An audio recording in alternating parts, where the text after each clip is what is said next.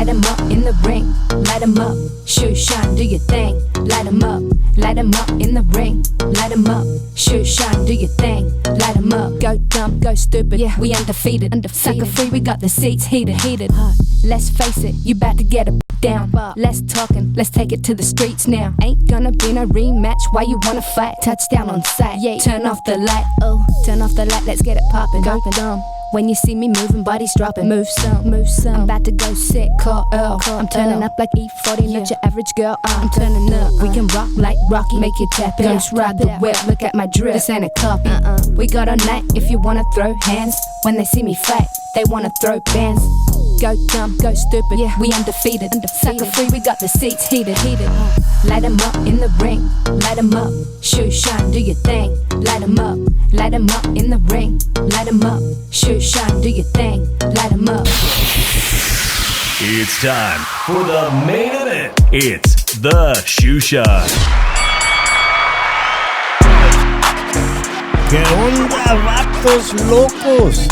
Damas y caballeros, it's your boy Dave in the 702 for another Monday night edition of the Shoe Shine. All right. Joining me all the way from the city of North Las Vegas, the big homie Vince. ¿Qué pasa? What's up? All right. What are you guys doing? What's happening?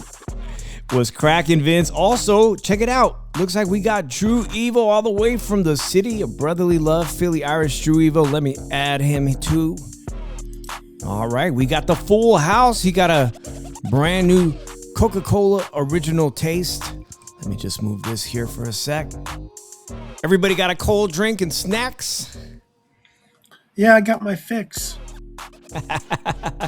Hold on, Drew. Drew's looking a little different today. Let me change his camera. What did I do? Damn, why is his camera up to 50%? Here, let me fix that real quick. That's looking a lot better. Because I'm white. No, I don't know what happened to these levels, man. Good to see Daniel Betty Sports Highlights. Wiley Coyote in the building. Champy. Long time no see, Champy. Appreciate you guys being in the building. Kind of a slow week for boxing unless Clarissa Shields and women's boxing is your thing. There's some international Australian boxing in the middle of the week if you want to keep your tabs on some Australian heavyweights. But, you know, preseason football is here. Preseason football. Dun, dun, dun, dun, dun, Thursday night. Dun, dun. Hell yeah. And I got to one with drink of choice. I got to tell you, man, I was very, very impressed. Now, I'm not a Cardinals fan or, you know, a Panthers fan, but what happened last week, man, on that Wednesday Hall of Fame game in, what was that game in Ohio, right? It was up in Ohio. Damn, well, I saw the first half. I'm watching the first half, and I'm like, Carson Beck, we were tweeting we were talking in a public chat or a private chat. Sorry, guys. I was raving about Carson Beck, how good he was doing. Vince was agreeing with me. And then you get this guy, Haynes King, steal the show at the very end. It was like a Super Bowl game almost. You know, you had Arizona in the lead with just about like 90 seconds. And then he has this incredible comeback running for 65 yards. I mean, it was a 65-yard final drive. He ran off the 5-yard touchdown. I mean, he has a major, dude, that guy could run. Haynes King. Who looked better? Who looked better? I mean, Carson, first of all, is Carson Beck going to be a starter game one? If he keeps playing like this. We got one. Vince, You think so? Yeah, oh yeah. But that kid in the last quarter was going up against guys that would be working at the car wash. You know? And Drew, I ain't talking crap, but, you know, so you're still getting paid, but, you know. Drew, if he keeps playing like this, can Carson Beck, who put up, let me just show you. Let's talk about what Carson Beck did here. Where's his stats, man? 15 for 19, 188 yards, 1 touchdown, passer rating of 125. He did get sacked once, but I thought his debut was phenomenal. And then Haynes King steals the show for the Panthers. So, like, both of these teams got a lot to think about if these young kids keep playing like that. So, Drew, why not? Because the Cardinals are not that smart. Hey, we got some Cardinals fans in the building. Shout out to the Bird Gang. I feel bad for them, then. So, you know, I've been, what's up, Big Spooky? I've been keeping tabs on Mendoza, and Mendoza's not getting the reviews from the media here in Las Vegas that Carson Beck and you know, Haynes King did. So I'm excited because we're going to get our first look at the Raiders version of Fernando Mendoza this Thursday night. Let's look at the schedule really quickly. This is crazy. And also, speaking of Raiders news, huge deal. Last Friday, practice, not Friday night, but I found out that there was a scuffle between Kirk Cousins and Max Crosby. Now, I would think that, Max Crosby, I guess, touched the quarterback twice. It infuriated the veteran and Kirk Cousins, who said, I'm going to shove this guy and show him who's the boss around here. That caused them to get a 2-day suspension. Sunday, there's no practice, so I guess they resumed back to the practice this Monday night, or this Monday afternoon. What's that all about, Drew? Is Kirk Cousins trying to assert his authority here, his veteran status, quarterback status? Yeah, he just pushed him and said, "You like that? You like that? You like that?" Cousins just spit slapped him. So you like that? Yep. Clint Kubiak, head coach, held both veterans out for Saturday's practice, said they can come back and practice. And Fernando Mendoza took all the first-team reps for that whole day. Coach didn't care. He already got the job. I got a clip, actually.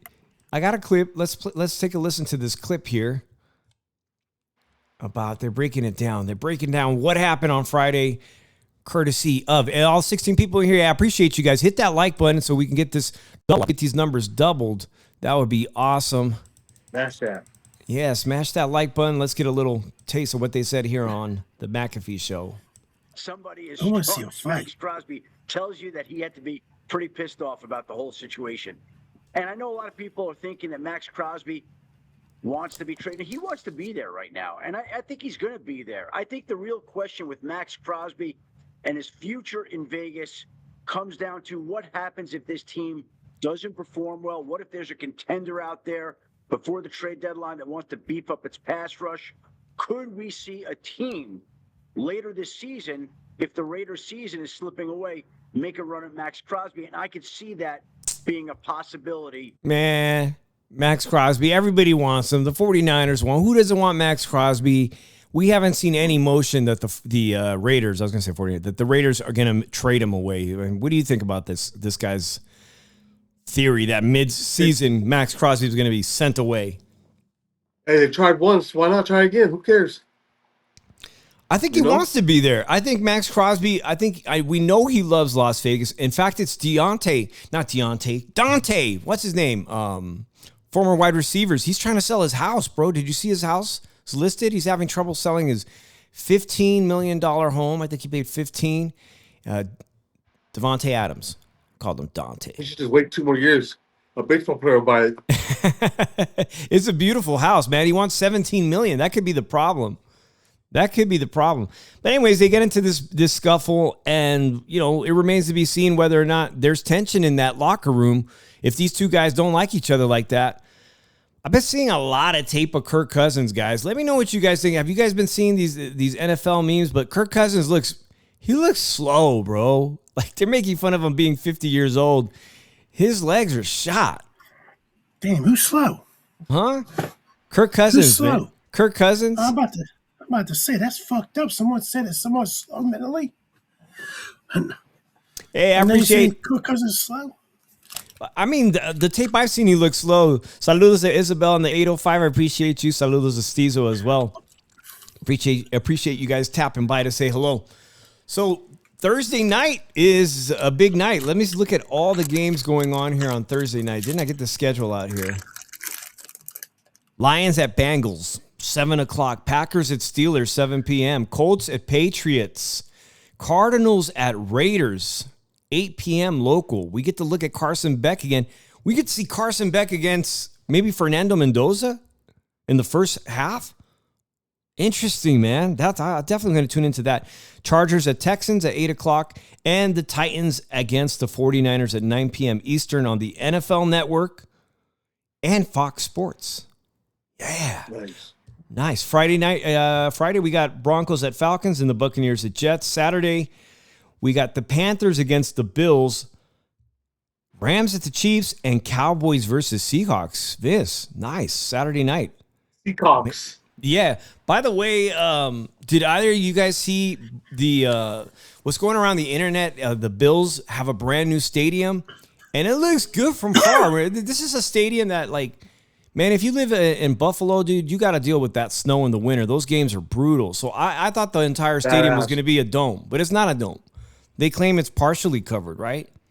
So they've been putting out images on Twitter and social media about how bad the seats are. Like, Yeah. you see it? You see, there's like stuff in, like, there's a lot of people's seats who have shit. Sorry, but there's stuff in the middle of your view. It's like your view is blocked from so many places, and people are ripping this brand new stadium design, saying, "Who the hell designed this thing, man? These seats are awful." From a lot of seats, you can't see the damn game, or you're partially blocked. The other thing, Drew, that they said is that they've never seen smaller the Jumbotron screens, that they're like from the 1990s. They're hella small. Like, nobody could see them. What do you expect? It's Buffalo. I thought they'd get it right, man. You wait all this. It's like the 49ers, man. I got to say, my team, the 49ers, Candlestick was falling apart. It suffered an earthquake in 1989. But we had a lot of iconic games, like famous games. Vince knows some of the greatest games against the Dallas Cowboys were played at Candlestick Park. Yeah.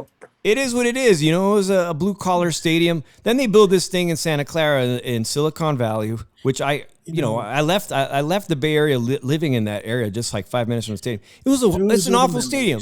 It's an awful stadium. It sucks. Those was the memories. There was the memories, right, Vince? When the Cowboys were good? Yeah, it's all good. Yeah, there was the memories. Yeah, well, the 49ers were good. 49ers haven't won a Super Bowl in over Lord knows how many years. Well, let's talk about made the NFC title game since the VHS was out. Oh my God, he got jokes today. He got jokes. It's all right. It's all good. Hey, but he knows it. It's the truth. I pissed the Cowboys fan off on TikTok. I told him, I'm sorry, man. I'm telling you the truth, man. Like, I was fucking like 5 years old when they fucking mass made the NFC title game. It's been a minute. I got some news on your team, Drew. This is interesting. There's nothing really bad. I mean, this is just breaking news right here, man. I'm reading about this. Is having a great camp. Jalen Hurts is having a great camp. Is he? Well, we're going to see. When's your team playing? The week after? Saturday. Okay. This is crazy here. This is Jalen Carter, Nakobe Dean, Terrell Edmonds are among several football players that were involved in an e-commerce investment scheme linked to former Cardinals GM Steve Keim and his business partner. This guy here is his business partner is Mohamed Koulibaly. Now I went to ESPN. This is on ESPN today, guys. Multiple former and current NFL players say that they will continue trying to recoup their losses. In some cases, some of them were defrauded for more than $1 million after the death of a man they say stole the money from them. This is wild, bro. So this guy's business partner, who's associated with the Cardinals' former GM, I guess he had a company and he said, hey, give me your money and I'll invest it into this e-commerce thing where we sell stuff on Shopify, and we're going to get this company to $100 million in revenue or something, right? And then I got these rich friends in the Middle East that are going to buy it.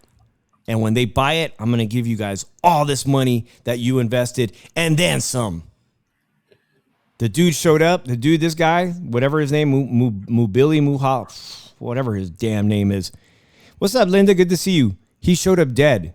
Koulibaly is dead, 24 years old. The guy who scammed them all. And guess what? The money, gone. Hey, don't worry. John Carr's the highest paid D-tackle in history. So he'll make that money back. Why? This is a trip, though, man. I was reading the other day about a former NFL player who said, you know, when you become an NFL player, everybody comes out the woodworks trying to say, hey, you want to invest in this, you want to invest in that. This guy was offered for $300,000 to be a partner in a Panera bread, you know, the Panera sandwich place, Panera salads. Yeah. And he thought, oh, she's like, man, you can't go wrong with a Panera. So he put $300,000 into that Panera, and then they hired a guy to run that, like the general manager of that Panera.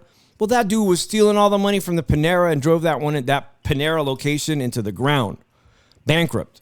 He lost his $300,000. You would never think you're going to lose money on a Panera, but he did. So, man, there's a lot. Vince, you got athletes in your family, professional athletes, man. These young athletes got to watch out, man. There's people that are, there's people everywhere trying to rip you off. Or you see family members that you never even knew of start coming out of the woodworks. Drew, what were you going to say? That's why most of them just go on just invest in their own thing, go in real estate. Yeah, I mean, real estate is, I guess, it's be the safest one. Like, in fact, here's a clip from Michael Irvin. Yeah, go ahead, Drew. Like I know people that invest in real estate. Like they went from they work 2 full-time jobs now still. Regular for 2 full-time jobs, but their net worth's like $1.5 million. Yep. Hey, here's Michael Irving talking about the exact same thing on a podcast about how a family member ripped him off. Every dime of their money. They got Watch this. the white players. They got every dime of their money. They ain't got to worry about none of that. Yeah. They really don't. I got 16 brothers. I bet I own 7 homes right now in Florida. And I got 7 homes and I got 7 niggas in all of them homes. And they won't leave. And they ain't paid rent in 30 years. And they'll call me and say, hey, Michael, we need some new cabinets in there. I said, they put the cabinets in the house. You've been staying there for 30 years. You ain't paid rent or nothing. What are you doing? This is one of his brothers who's been living in his house for 30 years and calls him talking about he needs new kitchen cabinets. Hasn't paid rent. Can you imagine leeching off your one brother, superstar Michael Irving, for 30 years? He said he has 7 family members living off his, I guess, off his wealth, right? For 30 years. It's crazy. No, I'm surprised he still has that much money. Yep. So there was some controversy in the boxing world this weekend. You know, the boxing insiders, you know, the boxing nerds, the boxing Twitter people. But I don't know if you heard about this, but a podcaster from DAZN, one of the commentators, right? I think his name is Aid. I'm going to get this whole thing out here. Basically, on a DAZN podcast, he was clowning on George Foreman. Basically, I'll get the clip. But saying that George Foreman, that he's the only thing he's ever going to be remembered for is the George Foreman grill. Wow. And that really pissed off a lot of old school American boxing fans. Just to remind people, at 45 years old, you can watch the movie on old George Foreman, man. At 45 years old, after retirement, he comes back to become the oldest heavyweight champion of the world. Let's not even talk about how good he was in his prime, because remember, that's coming off of a long retirement. I got that poster when he fought Michael Moore. Yeah, here's another one when he knocked out Ken Norton in a clip of big George Foreman, man. And a lot of people were pissed off about that. So first of all, have you guys heard what happened with it? And no, the commentator or the podcaster, they're saying DAZN needs to fire him. Aid Oladipo, they're pissed off. People are pissed off, Drew. You know who I think who started this was Hamed. You know, Hamed, he's been on our show sometimes. He kind of made it go viral, his complaint about it. I think that's where it all started. Here's the clip. Let me get this clip. Let's see how it started. Is it someone that can sell pay-per-view? It's almost like banging my head against the wall, this one. What is marketability? Is it bums on seats? Is it someone that can sell pay-per-views? Is it someone that's got, in today's world, a bigger social media following? Does that even really mean anything when it comes to boxing? Mm-hmm. Mr. George Foreman. George Foreman. No. That's horrendous. How? That's horrendous. Did you ever have a George Foreman grill? No. Did you? I don't recall. What, because he can sell grills, all of a sudden he can fight? One of the biggest fights of all time, Rumble in the Jungle. Kinshasa Zaire, Muhammad Ali, George Foreman. It's not in the top 10. Excuse me. It's not in the top 10 of, money-making pay-per-views. Had it been today's market, it would have been. Yeah, that's because of a certain guy called Muhammad Ali. Muhammad Ali's someone that's got, in today's world, a bigger social media following. All right, let's hear that clip really again. Mean anything when it comes to boxing? Mm-hmm. Mr. George Foreman. George Foreman. No. That's horrendous. How? That's horrendous. Did you ever have a George Foreman grill? No. Did you? I don't recall. What, because he can sell grills, all of a sudden he can fight? Because he can sell grills, all of a sudden George Foreman can fight.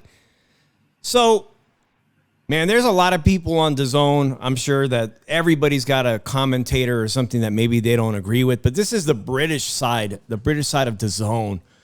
Drew, does he really show his boxing knowledge here by clowning on George Foreman, saying he was just a guy who sells products on late night TV? Hashtag DAZN on this video. I'm telling you, let me read you. I'm gonna come at, because I'm really gonna come at dude and everything right now. Yeah. Who the fuck is this dude? His aide. He's always on those international DAZN podcasts. Who the fuck is aide? What the fuck has he done? Shit.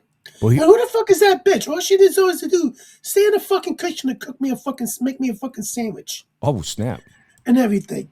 No offense to any women out there, but when that girl needed to know her place. Number one. Well, I don't know if it was the girl. I think it was the guy. She said something stupid, but that guy too. Who the fuck is that dude? Can somebody tell me what the fuck has that dude accomplished in his fucking life? Shit. The only thing that he does is get on his knees and ask them which one shouldn't have load at me and everything. But who the fuck is that guy? Like, what has he accomplished? He's a guy with a dream job. He's a guy with a dream job talking boxing on the DAZN platform, man. He's got the dream job. I don't even know why they have him on over there. Whose dick has he sucked to get that job? I don't give a fuck. I'm sorry, excuse my language, but that really pissed me off right there just now. Who the fuck is he? Like, seriously, I never heard of the fucking dude. I never his name every time he's on DAZN. I ask myself, who the fuck is this fucking dude? Like, come on, like, we know, like, did this dude ever box before? And then, like you say, he's a podcaster. He's a podcaster. Like, here's the thing. He's a casual or something. I just want to know, is he a casual fan or something? Because I have no idea. He must be a professional broadcaster. Look what Lou DiBella said. Grossly wrong. The reincarnation of George Foreman, Reverend Big George Foreman, was an international superstar of boxing. His numbers were huge, and his Q rating, his popularity as an athlete and celebrity, was off the charts. His grills, the George Foreman grill, was a reflection of his big box office. I know I was one of the people paying him. And just some of these comments right here. I can't see the name. There's hundreds of threads on Twitter about this. They say Aide probably started watching boxing with DAZN became a thing. I'm sure he was never a fan of the sport before. But there's a lot of threads, period. What's up, that SS Spider? He said, let Drew cook. Yes, get that grease going. Like pause. Dan Canobio. He said, the secondhand embarrassment I have from this. Yikes. Like, there's a lot of people upset at this guy. On some world shit.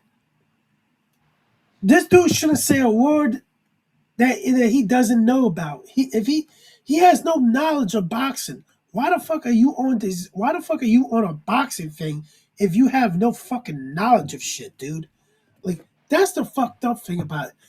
They have motherfuckers on there with not only they overprice people and they put on poorly fucking boxing shows and everything, but they got fucking people on there that don't know shit about the fucking sport. That's your 3 strikes right there. That's why I don't fucking pay a description for them.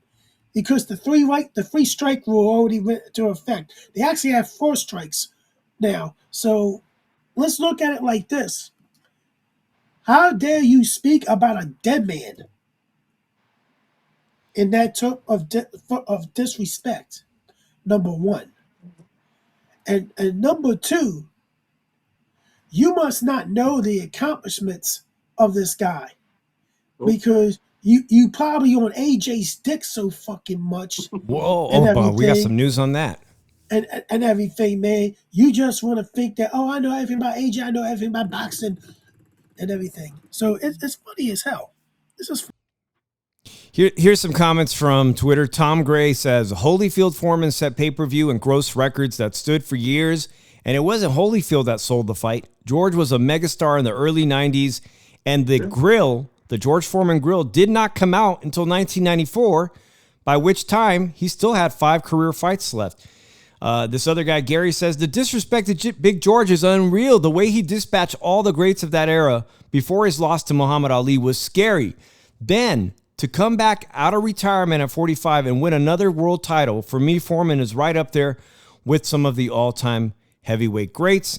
Matthew Aguilar, he's a writer I respect. He's a writer. He said, this is so embarrassing as a boxing take that I've ever seen from someone who makes their living in the sport of boxing. Again, I mean, he's paid. He's a paid guy, man.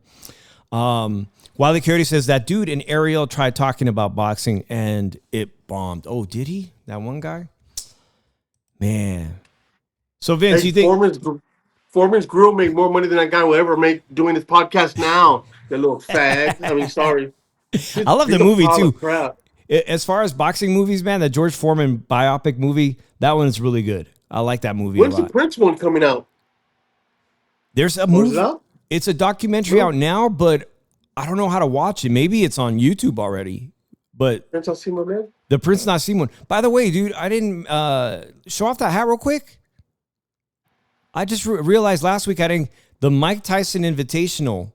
Vince and I met a young fighter who fought on that. Unfortunately, he was supposed to come on the show the week of that. Mike Tyson is having these amateur tournaments at the big casinos. They just had one at Sahara on a Saturday. So I'm going to try to get the kid back when they do the next one. But something really exciting is coming to Vegas regarding Mike Tyson has an exhibit coming to the Flamingo. The Flamingo Hotel. I think it's coming next month. It's opening. It's the Mike Tyson Experience on the Strip. That's going to be exciting. That is going to be exciting, man. All right. There was some very interesting boxing this weekend from Ireland. I text you guys to see it. What's up? Oh, Callum Walsh, the guy, the kid who fought your nephew, he fought in the co-main. Vince, you didn't get to see it, and you asked me what I thought about it. Yeah. Man, you know what I feel about those fights overseas?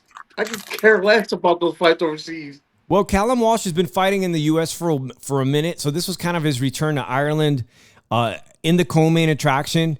And I got to say, it was another disappointing performance by Callum Walsh. He's just, to me, no hate, guys, but I think he's a guy that is afraid to go to the next level, afraid to turn on that next gear. You know, he kind of stays in this one gear. And when it's time to step it up, when he knows he's better than the other guy, he really doesn't show it. He doesn't prove it. He likes to cruise to a decision. And they're not very good looking decisions. So it's like he's given an opportunity to shine and he can't shine. Now in the fight against your nephew, I thought that your nephew, Fernando Vargas Jr., was robbed of a knockdown. He was robbed. And this weekend on Saturday, the guy scored a knockdown on Callum Walsh early. It was a very strange knockdown. Callum Walsh kind of bent his head down, and then both gloves touched and they called it on him. They said, "No, that's a knockdown, bro." They started giving him the count. So he kind of got hurt at the beginning of the fight. Then he went on to hurt the guy, knock him down, and then just cruise to a decision. It was boring. Yeah. Drew, did you see any of it? No, I'm glad I didn't. Yeah, well, I'll tell you guys about this main event. The main event is very interesting. Yeah, go ahead. I'm sorry, but here's the thing, man. Zuffa, they're falling in line with these other promoters, with these mismatched bullshit cards, and it makes people not want to watch the sport of boxing. It turns everybody off. So if you expect us to pay and watch this shit, you got to come up with better fights. I don't want to see a fight that here's the thing. You want to attract the casual fan, the casual boxing fan. If you got guys that nobody knows about on your cards, how do you expect to do that? And then with PBC, Golden Boy, Top Rank, with all these mismatched fucking cards, how do you expect to make a profit or to make the sport great? Again, you just can't do it. You just don't know. You just don't know. Like, when are you going to test some of these guys out? When are you going to throw better fights? You sign these guys to big contracts. Let's make some fights. It's really but all the fighters interesting. are scared to do it. You know, look at Devin Haney. How many ducks he had? Even Manny ducked rollies. Yeah, Look at all these ducks we have. there's been a lot of ducking in this. I mean, just last week we saw the Keyshawn Davis. You know, he was offered $3 million to begin with, and then it came down to $2.1 million after he said no, let it go to the purse bid, and then he said, that's too little money. I don't want to fight Devin Haney for $2.1 million. Now who's he going to fight? He's probably going to get paid $800,000 to fight some nobody. You could have made You could have made $3 million. He's the one that said F the $3 million offer. Now, what's interesting about what happened on Saturday, guys, is that this was a vacant middleweight belt, meaning nobody owned this belt. Aaron McKenna was ranked number 6, and he fought a Italian fighter of African descent who was 22-0. Last name was Olija. And he looked pretty good. He looked pretty strong in there. But Aaron McKenna is a guy who grew up with Freddie Roach in L.A., man. That's his trainer. Freddie Roach made him a young professional fighter. He stands 6'2", 6'2.5". So he's a super tall middleweight, man. Now he's getting going. And it's going to be interesting because to me, the middleweight division, Vince, is wide open. Like literally, if your nephew Fernando Vargas Jr. wants to come back, he could fit into the middleweight division.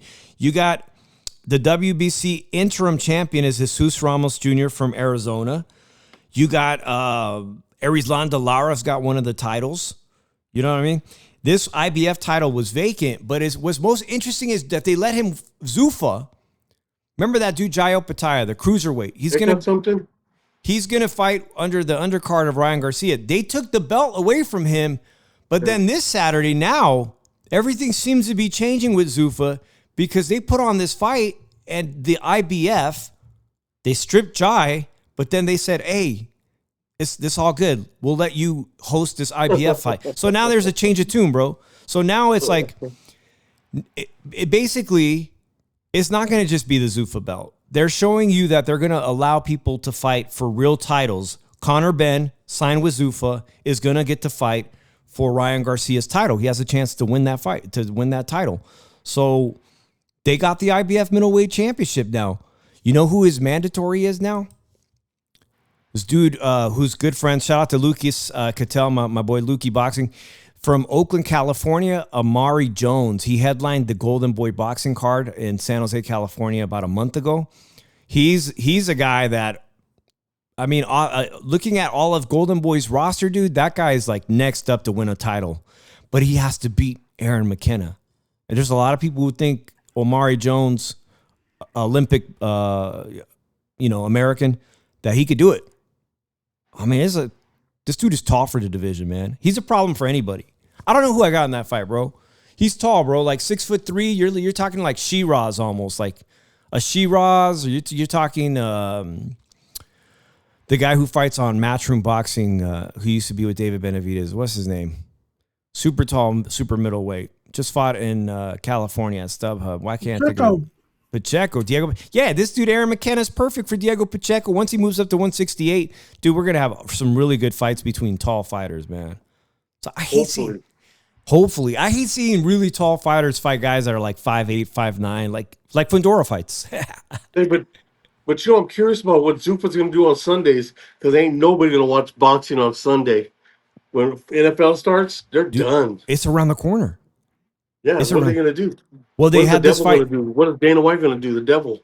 This fight, which was Zuffa number 10, international Irish, they say they sold 14,000 tickets. Some people say no, that venue doesn't hold 14,000 seats.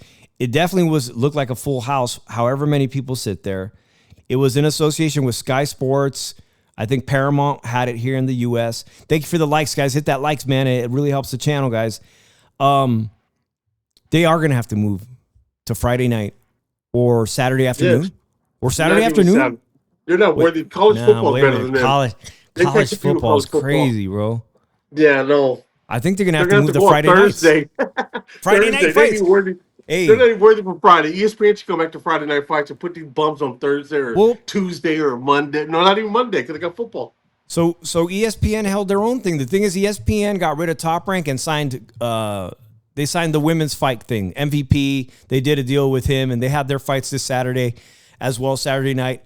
And back in the a year ago, when Emiliano Vargas was fighting on the undercard of a fight, they were pulling in solid 800 on a good fight card. ESPN Top Rank was pulling 800,000 people primetime, almost 1 million. If it's a really good fighter like Teofimo Lopez, or Shakur, they were going to hit 1 million people watching it on ESPN. Yeah. So then they got women's boxing. And not too many people were excited about women's, but that's what we got this weekend. We got Clarissa Shields Fight Week.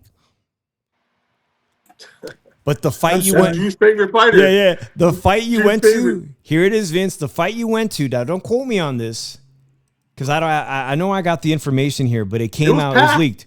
TNT Sports. Yep, TNT Sports. They say over 800,000 people watched it peak. So that's really okay. Here it is.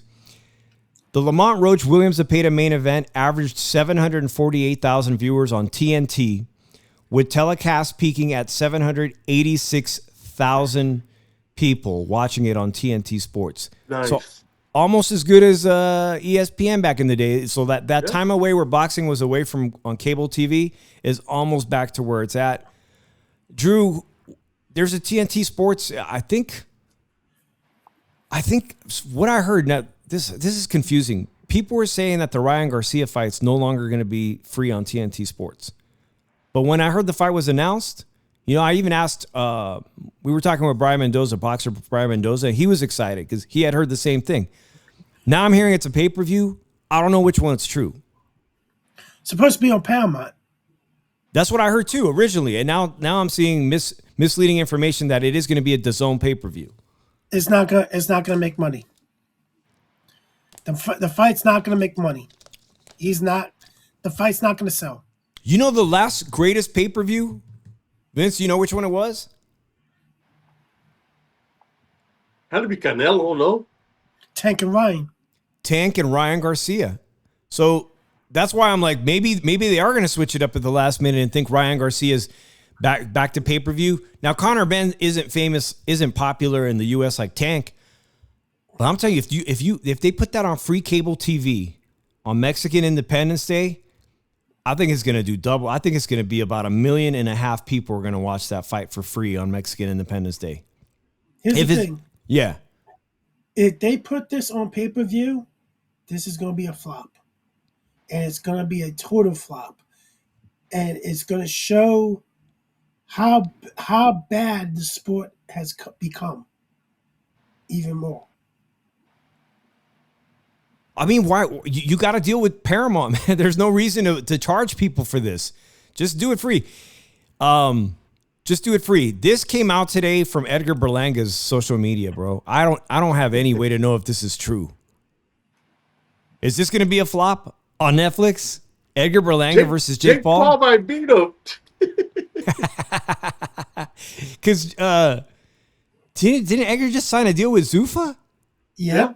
So how's this even possible? Because Dana White don't like Jake Paul? I mean, I don't get it. Yeah. This came from Edgar Berlanga's social media today. He thinks that bum could beat Jake Paul? This is probably the only boxer I believe that Jake Paul can actually beat. Yeah. I'm sorry, but Edgar Berlanga is a bum. And I would pick Jake Paul to beat him. Me too. Hey, some people responded on his social media, said, shameless, you should respect yourself more as a fighter. This guy says, for real, my guy, you need to run it back with Hamza. I'm speaking as a fan. This guy says, I'm just going to whoop his ass even more. This guy says, bro, just retire and do exhibition bouts, man. You ain't fighting no one with a pulse. Or go rap with that sorry rapper he hangs out with.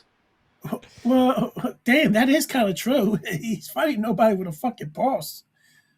But here's the thing, man. Like, Edgar Berlanga believes that he's this great fighter, and he's not. Like this is why I said this made Canelo look worse, making him survive through 12 rounds and everything. This was a fucking like a disgrace that Canelo let him survive the fight. And you shouldn't humble him. You should have knocked him the fuck out cold and put his ass out of boxing. But no, you wanted to show that you're on a decline and everything. But Evan Berlanga is not good at all. I don't care what anybody says. I don't care if anybody calls me a hater. It's facts. He had no chance against Hansa Suarez. He had no chance against Canelo Alvarez. Does he beat Christian and Billy? Fuck no. Does he beat Jaime Munguia? Fuck no. Like anybody that does, if you want to revive his career and you want to put him against a Demetrius Andre, which I think Demetrius Andre knocks him out inside 5 rounds and everything. Yep. It's something that this kid, he not only is so disrespectful, but he intends to try to bite somebody. He did try to bite somebody. So, like, the only thing that's good about him is his fucking girlfriend and everything.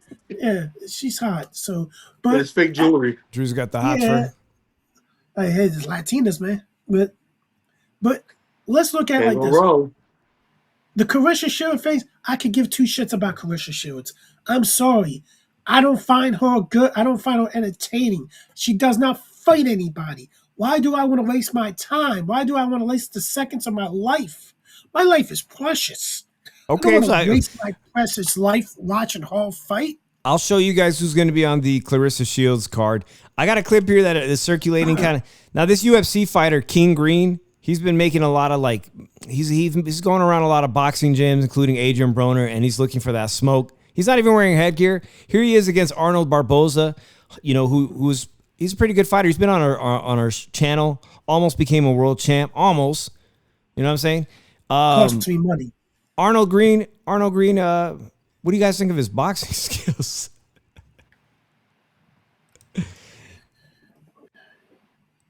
Pass. Straight. By the way, there's UFC this weekend too, man.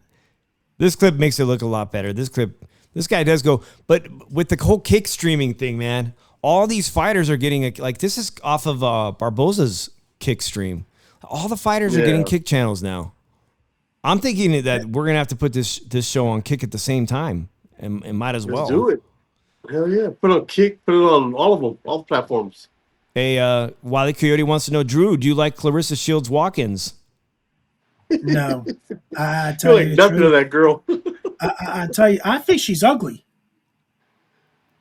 Like I know a lot of beautiful black women, and she's not one of them. Okay, well, that's a personal opinion. I personally know a lot of beautiful black women. Well, we know on the show here you like Alicia Baumgartner. I dated beautiful black women, and she's not one of them. That's interesting. Also on tap, I got a clip of Raleigh Romero and Teofimo Lopez. Let's listen to Teo, a very serious Teo. This is a clip I just came across. You know, that fight's coming up in just another week or so. Let's hear what Teo had to say about him. No.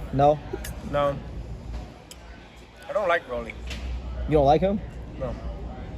I don't like this new version of Rolly, and I think it's time that I do something about it. Please. What the fuck's wrong with Teo? How is he different from the old version of Rolly? I think he's holding back his originality, his original self. That's all. But that's just my opinion. Doesn't mean it's a fact. Mm-hmm. You know, so the only thing that I will say from that, I mean, he's doing the best he can. He's walking the path and the righteous path of God, and you know, to that we commend him, and we're grateful for that. We love that. We love seeing brethren, and we love seeing people on that path and that journey. However, I think there's some fixing that needs to be done, and we'll make sure to apply that on August 22nd. Okay. He's going to fix him.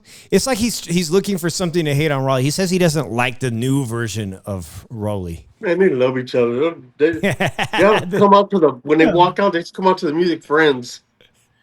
Teo needs some Teo could use some therapy with that video he sent out with him with a cut on his nose or something. Oh, where he was all beat up, that fake video that he was going to call the fight off? Yeah, But he'll be in trouble because he's coming to 147. You know that?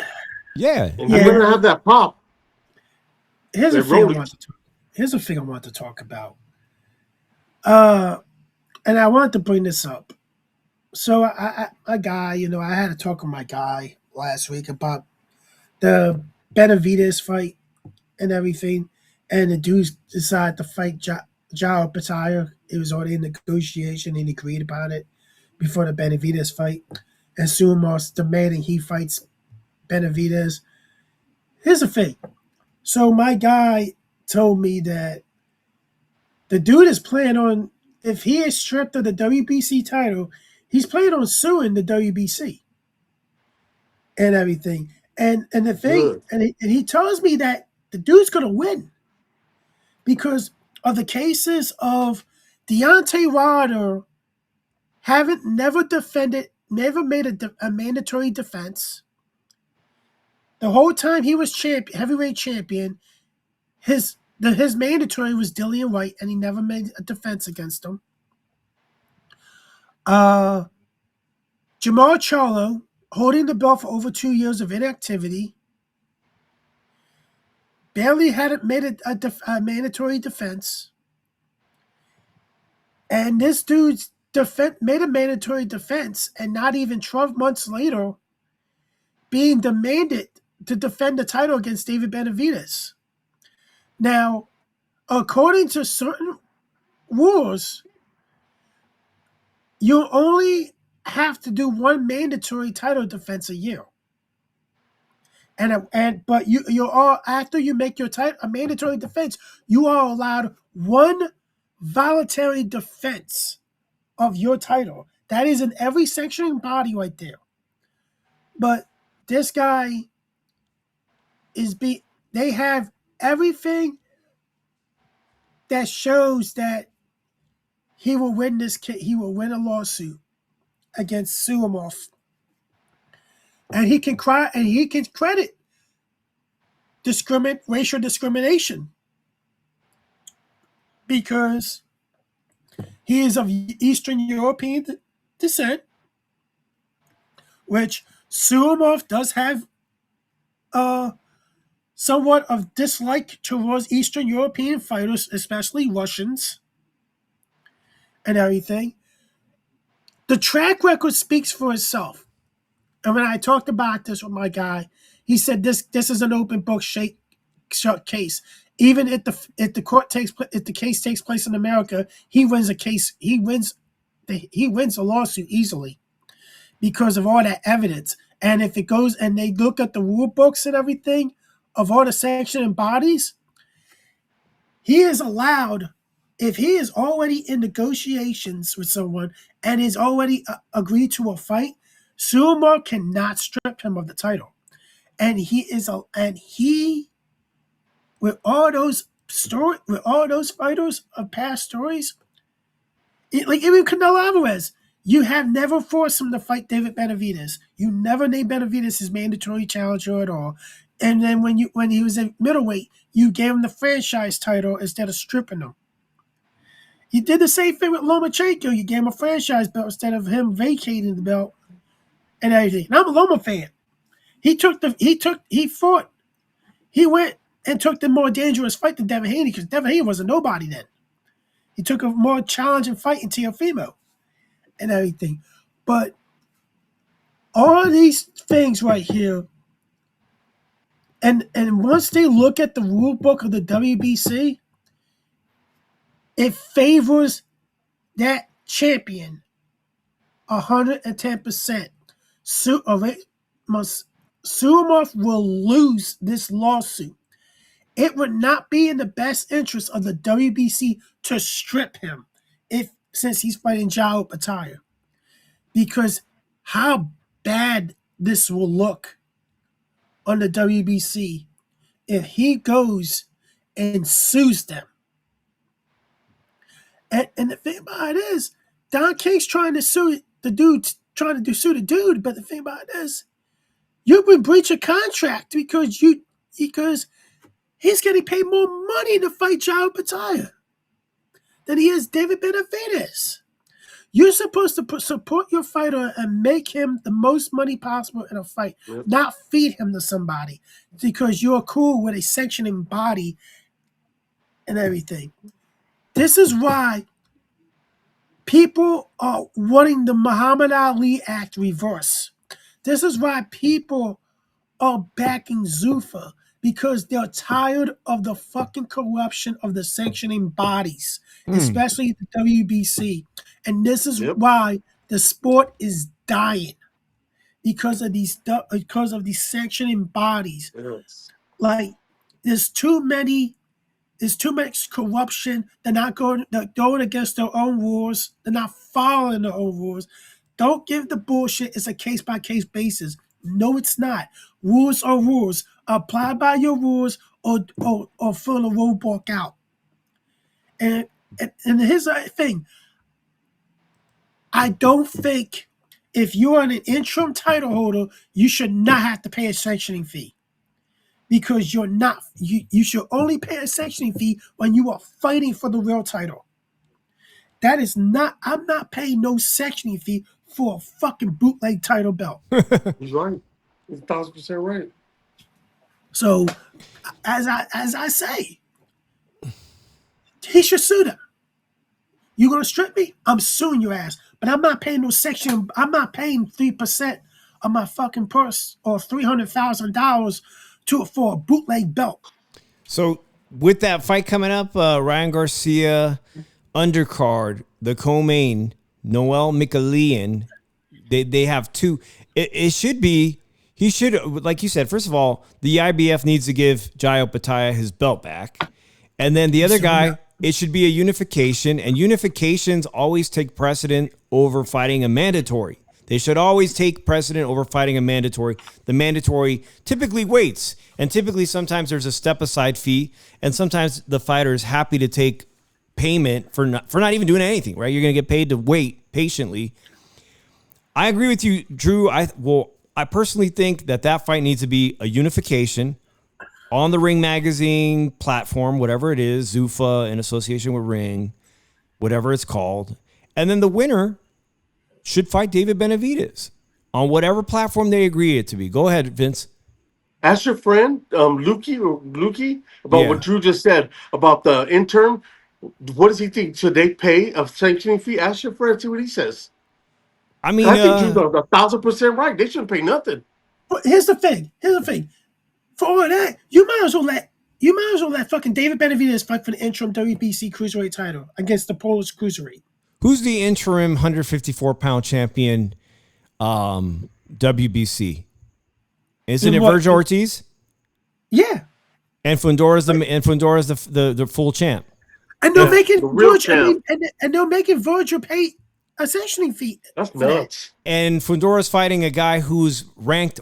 His mandatory is a guy we've never even heard of, who's probably should be ranked at the bottom of the 15th. And Vergil Ortiz, the big star, should be getting the fight as the interim. He should be way above in line. I talked to numerous people. And I asked them, well, how long ago did you guys check the WBC rankings at 154? And when this guy's on there, they're like, they checked in a month before this fight was made. This guy was nowhere near the top, was nowhere near the mandatory spot. This guy is not a mandatory. They bumped him up, paid money to have him bumped up and everything. Like, the dude is an unknown. The dude hasn't fought nobody to get him up to that mandatory spot in a month. This was another Samson Sumar relationship thing. They give him an easy fight and everything. I'm so glad Boots Ennis and Josh Kelly are going to fight each other and unify. I'm so glad. I don't care if you have Boots haters and everything, man, and you talking about, he doesn't want to fight Vergil Ortiz. Here's the thing. Vergil Ortiz's people don't want him fighting Boots Ennis. And I think you people need to realize that now. They want Oscar De La Hoya wants no part of a Boots Ennis versus Vergil Ortiz fight. Because he knows. Who knows? They can talk all that. They can talk all that. Robert Garcia can talk all that shit and everything. Yeah. But deep inside, your promoter doesn't want it. Your manager's willing to cash out. But Oscar's really not to cash out. Because if you look at it, Virgil, this fight's if you look at it, this is gonna be Virgil's gonna murder him. Skill wise, Butch is gonna kill. Butch has the edge, has a huge edge over Virgil Ortiz and everything. Oh, yeah. And people don't want to bring that up because they want to say, that fight was in. I was like, Virgil went down by even worse, not even non-punchers. Like McKenna knocked him down. McKenna is not even is a pillow face fighter. So let's look at it like this. The thing with the sanctioning bodies when it comes to bullshit like this, the main reason why I say there should be no sanctioning fee for interim titles is because the interim title should make you the mandatory already, and you are refusing to let the interim title holder fight the real title holder. So you can get another sanctioning fee every time he goes to defend that title. This is why boxing's in the state that it's in. This is why people call boxing more of a business than a sport. They don't even call it a sport anymore. And that's what's sad. It's sad. So if we're going to look at it like this, how could you... I won the interim title. That makes me that should automatically make me the mandatory. Yep. How is somebody that's like ninth getting is the mandatory? Nah, I beat everybody, and especially when I beat the top 5 fighters in that top 5 already.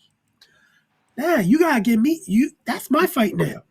And if I'm any title holder, interim title holder, I will go right up to them and say, yo, make me the mandatory or I'm not paying another sanctioning fee for your interim bootleg title. And if you threaten to strip me of it, I will go on natural TV or go on YouTube or any social media platform, bring a trash can out, and drop that title in it. Hell yeah. And lit a mash on fire and lit that some bitch on fire in it. Because this is what the sanctioning bodies think they got all the power. The fighters are the reason why you got the money and everything. When these fighters eventually are going to say, you know what? Why am I going to fight for a sanctioning body title? I can just go to Zuffa, get overpaid, and fight for the ring title and everything. And it's going to be to eventually that the sanctioning bodies are going to be taken out of the picture. That is the main goal of Turki Al-Sheikh, is to take the sanctioning bodies out of the picture and have one belt. That was always you know what? It'll make things so much easier. I mean, imagine in the U.S. having 5 different NFL leagues. You know, you got the NFL, you got UFL, and then you have 3 or 4 other football leagues, all claiming to be the premier American football league. I want to thank Mankey Crazy 2682 in here. He says they robbed Bakari Samaki. He was the mandatory that beat Samaki. Okay, so what he's referring to is a fight between 2 guys that aren't familiar to me because I don't keep too much tabs on European boxing, but these guys were highly rated. Ermal Hadri Biaj defeated Bakari Samaki by unanimous decision on May 23rd, 2026, just a couple months ago, by the scores of 115 to 113, 115 to 113, and 116 to 112 for Hadri Biaj. So who is Hadri Biaj? He's the guy that's going to fight Sebastian Fundora. And I didn't know it was a controversial win. From what he's saying is he thinks the other guy won. I got to go watch this fight now because I got to see why the WBC thinks that the WBC, this is a silver medal. The silver belt should be fighting the full-blown champion ahead of Virgil Ortiz. And to be honest, from what Mankey Crazy is saying in here, he don't even think he earned it. He thinks he got a gift. Now I got to go watch this fight. Because when it comes time to talk about this fight between Fundora, you saw that fight? I watched the dude fight before. I think the guy's a bum. Which one? Ermal? Hajabiash? Or Samaki? The guy that got the conference officer decision, and he's the mandatory. Man, well, he definitely wouldn't be better than Virgil Ortiz. That's for sure. He's a fucking bum. This is a mismatch. Here's the thing, man. Everybody's a mismatch against Fundora. Fundora's a weight bully. I'm sorry. He's a fucking weight bully to me. Dude, you're more you're 6'5.5", and you're fighting in a division that's 154, man. You look like a fucking toothpick. And everything. I don't like. Here's the thing about that. So, dude, move the fuck up. You don't need to be in that weight class anymore, man. Especially if you're not fighting these champions, man. And that's what I don't like. I look at it like this. He's gonna duck Boots Ennis like he did already, and we're not gonna see him fight Virgil Ortiz. Fundora's not gonna fight Virgil Ortiz. Even though I favor Fundora to beat Virgil Ortiz, yeah, because I don't think he has the footwork to beat to be in there with a Fundora. People say, "Oh, Virgil Ortiz is gifted, very defensively and everything." Virgil Ortiz has sloppy footwork, and he does. And I don't care what anybody says. A lot, he got gifted against Bobacek. He's not. He hasn't really been active. Yep. But now, people want to go to the eye test and everything, and not want to mention one fighter that they want to see lose so badly, and not want to see the other thing and the other guy's been through the same shit, and that's what come on, make your minds up. You doing this to hate on somebody, but you can't say the facts and everything. That's why I don't like. So, certain people, man, need to just shut the fuck up, stay in their fucking lanes at the end of the fucking day.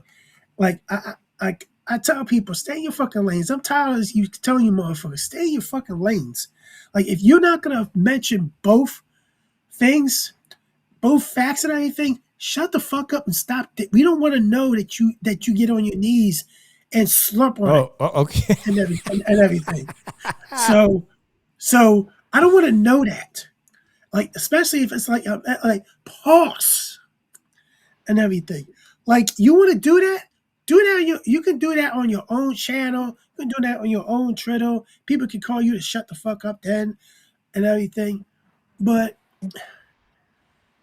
and it's a shame. A lot of those channels, I don't even see them on YouTube no more. They talk so much shit. I'm like, this. What happened to your YouTube channel, bro?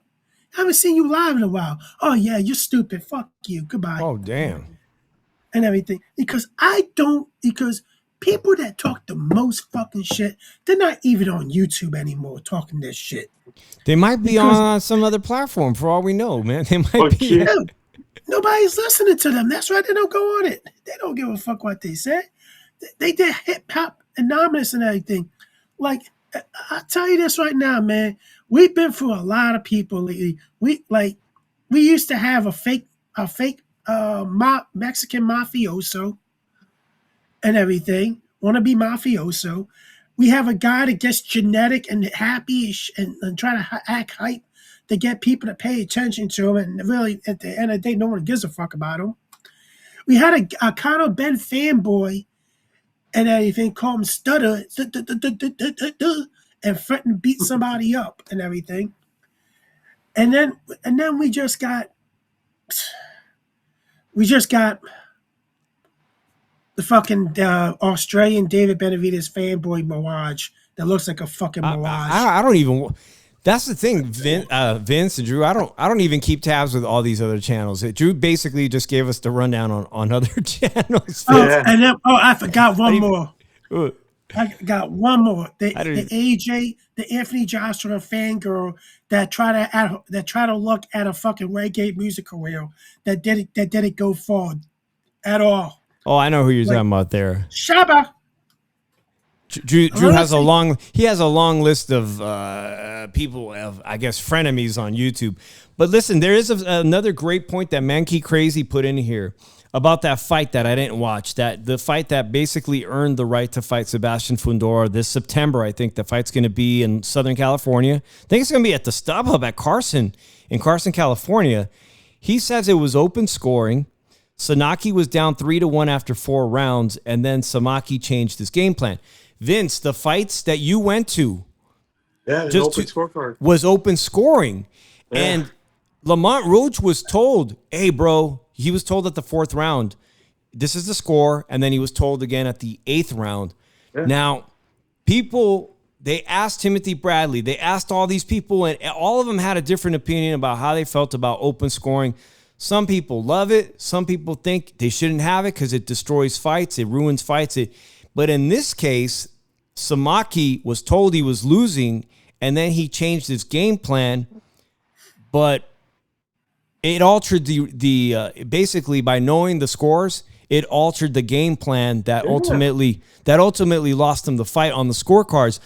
But what are you going to do if they tell you you're down? You're down. You and your trainer, the trainer's got to come up with an adjustment, and you have to execute it as a fighter. Yeah. So there's still a lot of controversy. I think the WBC is the only people saying we're going to go with this from now on. If it's a title fight, we need to know the scores at the 4th round and the 8th round. Drew, you don't like it?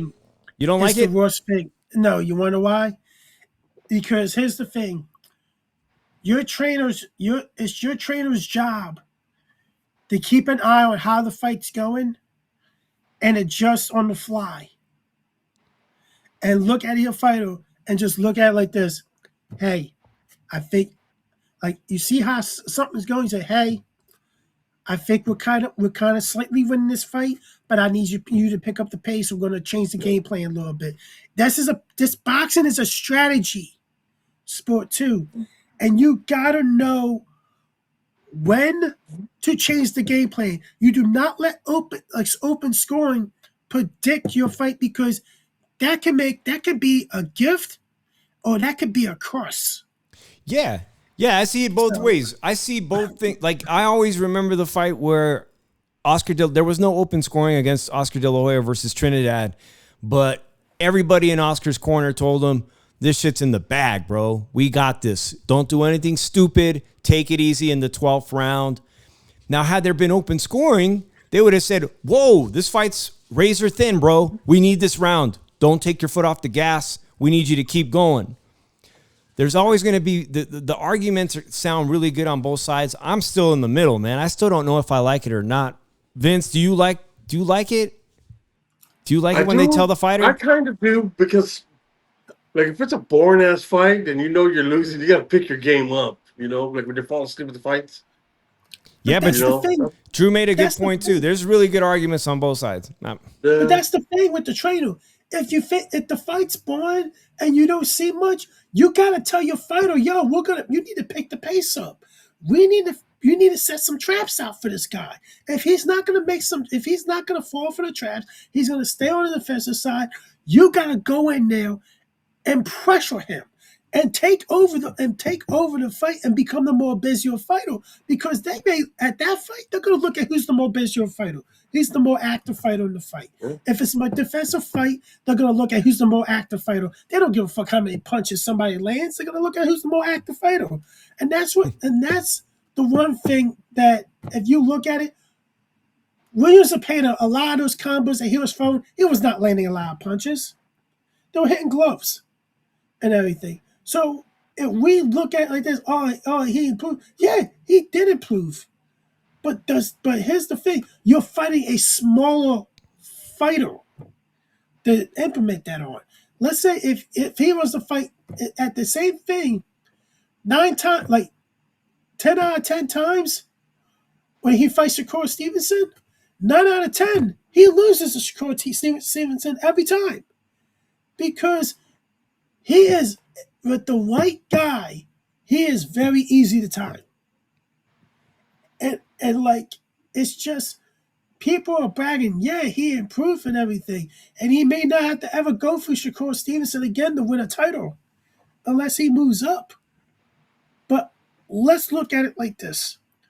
Open scoring could be possibly the worst thing for boxing. One of the worst things for boxing. It's like a devil's advocate and everything. If your trainer doesn't know when to flip the switch or to change or go to plan B, that motherfucker should not be your trainer. Got it, man. We came up on the 1 hour and 10 minutes. Great to have Drew back. He's fired up. We missed you last week, Drew. There's going to be a lot to talk about this week. More football stuff. I want to do a show back on Wednesday. But before we leave tonight, right above me, I don't know who the hell Big Lex is, but I do know that Ray J got his ass knocked out in Las Vegas at the UFC training facility known as the Apex. That was like, I felt like it was like a month ago or 2 months ago. But you know what they say in boxing, if you want to get good, it's all about activity, man. You got to get right back in the ring, even if you get knocked out. And Ray J, somehow against, I don't even know, who's Orlando Brown? Is he a singer, a rapper? He was on That's So Raven. He's an actor? Yeah. How old is he? I don't know, but like 50? He's on some real shit. He is? He's on some Diddy shit. Oh man. He's on some Diddy shit. Like, oh man. I don't need to talk about that dude. That dude talks about maybe Ray J might be on that too, man. Somehow he found himself on this card. Okay, this is this Saturday. The main event, Shields versus Scott. And by the way, we had championship women's boxing on ESPN, and the Australian undisputed champion, her name escapes me now. Shanika Robinson. She lost all her belts to a European fighter that's like, they said she got pregnant a year ago and lost her baby, unfortunately, to miscarriage. They stripped her of being undisputed. So Shanika Johnson gets all the titles. She looked pretty good in a couple fights. And this girl's back and destroyed her this past weekend. So now in this week's main event, we have, her name is Scott. She's also an Australian fighter. And it just seems like all the women who have become world champions, there was one that used to come out in the bikinis who got pregnant by Kell Brook. That was Ebony Bridges. She's gone too now, right? She came back and fought, but I didn't think she was never that good of a fighter. She was a world champion, though. And then Shanika at 118, I think, when she's undisputed, she lost her titles. And now Kay Scott, she's much taller. She's like a very tall girl. Well, she's going to try to take Clarissa Shields' middleweight. This is for the WBC WBA Unified Middleweight World Championships. Okay, so I don't even know. Maybe Kay Scott has these belts. I'm uninformed here. She's the champ. She's the champ, but she's got less than 10 fights. That I know for a fact. This is why people don't care about Clarissa Shields. Man, here's the thing, man. This would be the funniest thing if Clarissa Shields somewhat lost by miracle. A miracle loses this fight. I know you're probably rooting for that. I will laugh my ass off. Oh, she'll never hit the end of it. She'll never hit the end of it. You know what they're gonna say? Guess what, Clarissa? Go have your baby now. Go have your baby. At middleweight, if she loses the Kay Scott at middleweight, she might as well try to fight Alicia Baumgartner next because her career is on fast decline. Go have a baby. All right, nothing wrong with that. Start a family with Papoose, right? With Papoose. Yeah, the guy that got famous for waiting for Ren Mom to get out of prison 7 years that never had a record hit. Yeah. So these fights underneath it, listen, Tito Mercado, I swear Tito Mercado is ranked right behind your nephew Emiliano Vargas by the WBO 140-pound division. This is for the WBO International Super Lightweight title against Emmanuel Tago. That dude Tago hasn't been relevant since like when Loma was a star at 135. That guy, he got knocked out by Ryan Garcia at 135. So look, Tito Mercado, he talks a lot of smack, dude. He wants Emmy bad. Like it's the thing with Tito Mercado is he looks really, really good. He passes the eye test. He's knocking out everybody. But here they told him step it up, right? People were like, we want to see you step it up. He's fighting a guy that's already got knocked out by Ryan Garcia like 5 or 6 years ago. Like this isn't a step up. It's just a name on the resume. But Emmanuel Tago is not very relevant. And then you got all these influencers. Like, this is all on Saturday. I guess this is all the same card, man. I don't even know who these people are. I think these people are like on the Ray J level. I mean, I don't know if it's in association with, maybe they're not influencers, but I know that the Ray J fight and that other girl fight they're definitely influencers. These could all be pro boxers. I guess they are. I guess there are, man. We got a lot of boxing to watch, whether you like it or not, whether it's elite or top notch. There's also the UFC this coming Saturday. And we got football. I don't know where you guys will be watching. We're watching some preseason football too, man. Hell yeah. Hell I might yeah. watch Care Bears and watch that fight. You want to watch, let's see, your game Saturday? What time's your game, Drew? I don't know what time it is, but I'm going to be honest. I'd rather watch Care Bears than watch the Commercial Shields fight. The Care Bears. I think if I'm feeling good, I'm going to get on the air after the Thursday night football games. We got a total of 6 games, but we'll be back for sure on Wednesday, Vince. If you're free Wednesday night, let me know. I'm free like the Freebirds. And you know what? I wouldn't mind doing a parlay, like doing a little competition here and see who wins most of these preseason games just for fun. I mean, it's a shot in the dark, guessing on these games, but you can bet on honest, them. Yeah. I would have took the Panthers over Arizona, to be honest with you. Because Arizona's horrible, like you said. Yeah. Oh, no, the Cardinals are playing the Raiders this Thursday. Well, Raiders do good preseason. That's their Super Bowl. Yeah, yeah. You try to give the Cardinals a game and everything. They just do everything they can to let you down. Well, I'm Dave in the 702. Vince, Philly Irish, Drew Evo. We'll see you guys on Wednesday on the next one. Until then, peace. Out.